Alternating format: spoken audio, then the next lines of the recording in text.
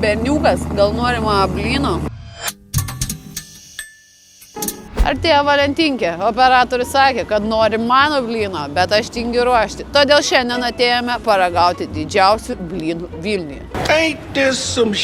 Klasiškai norėčiau pristatyti jums meniu. Čia matote saldžiuosius blynus. 7 eurai yra įvairių variantų ir nutelų, ir pistacijų, ir habibi, ko tik nerasi. Antras meniu yra normalus meniu, kas mėgstat pavalgyti sočiai, su serano kumpiukais, lašišom, avokadais, visą tai, kas jums supisti hiparikai, tai patinka. Ačiū labai, opa. O, einam ragauti.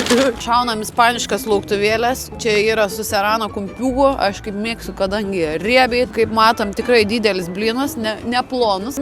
Oho, vos apžiūrėti manoma.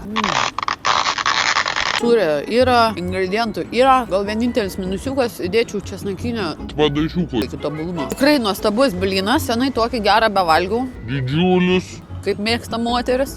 Yeah, baby, yeah! Nu va, čia toks damų blyniukas. Ir salotytės yra, ir vyšniniai pomidoriukai. Utikiu.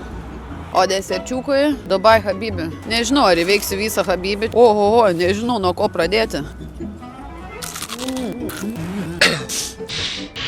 Ką galiu pasakyti apie Dubajaus blyną? Pirmas privalumas nėra per saldus, kad ir atrodė labai daug šokolado ant viršaus, yra traškumo, blynas aфиgenas, vertas dėmesiuko.